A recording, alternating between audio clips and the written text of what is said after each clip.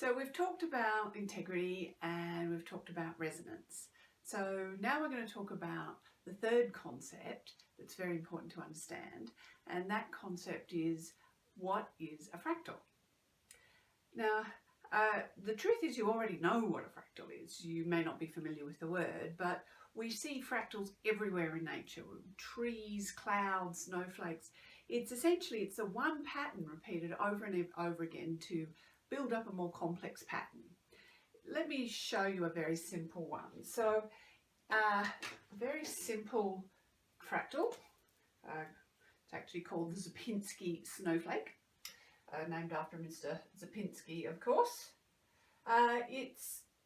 We start off with a triangle, slightly wonky triangle, but triangle nevertheless, and we come up with a very simple rule about what pattern are we going to have and how are we going to keep building more and more repetitions of that one pattern into our basic pattern. So this is our basic pattern. I like to think of it as a seed fractal in some ways. And so with the Sierpinski snowflake, our rule is because there are three sides, so we replace the middle of each side with a version of itself, which is a third the size. So I'm not being exact, obviously, so if you want to do this on the computer, you can be a lot more exact. So, and then you just keep repeating the rule. So each side that we have, we now replace it with something, again, a third the size. I'm just removing the middles here so it doesn't start to get too complicated. And then we just keep repeating this pattern. Now, we've only done it a couple of times so far, so every time we do it, it does start to get a little bit more complex, because every time we do it,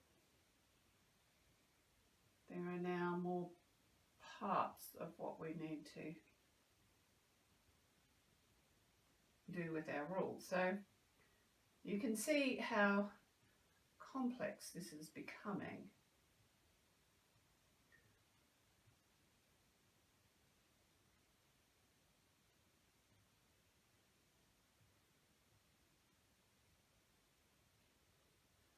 Okay, and then you do the same thing again.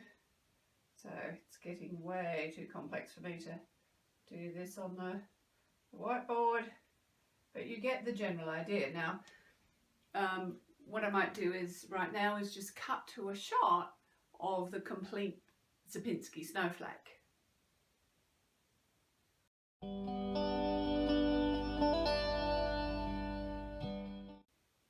So you can see there that the pattern is actually created by these very many repetitions of this same basic rule.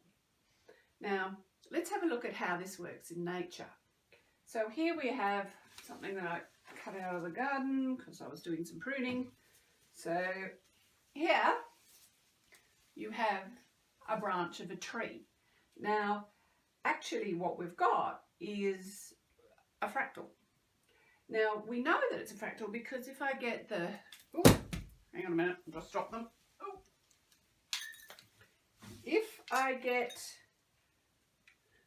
my clippers and I remove one of the branches here, this is a little awkward. Anyway, okay, so you can see that quite large branch, it almost looks like a young tree, and if I cut a branch off it, it just looks like a miniature version of itself, and I can keep going with this. So in some ways what we're doing here is the reverse of what we're doing there, where we're getting back to single repetitions of the pattern. So once again, if I just cut out a part of the pattern, you can see again it looks like just a smaller tree. Now this is because every single part of our fractal, which in this case is, I think this is called a dogwood tree, every single part of it is actually created by repeating the same rules over and over again. And this is what a fractal is. So in many ways, a fractal enables systems to put a lot of information into a very small area, because all it needs to do is say, do this pattern, like in our Sierpinski snowflake here, do this pattern and keep repeating this pattern for this many times. And this is actually how our DNA stores so much information. It's how your brain stores in so much information, because a lot of the things that occur in your brain and your DNA are actually occurring in a fractal-like way. So I might just end this little episode with looking at one of the most famous fractals, which is the Mandelbrot set. And so what we're going to do is we're going to start with the overall pattern, and we're going to zoom into it, because this is a very complex pattern, and you'll see once again the same pattern emerging.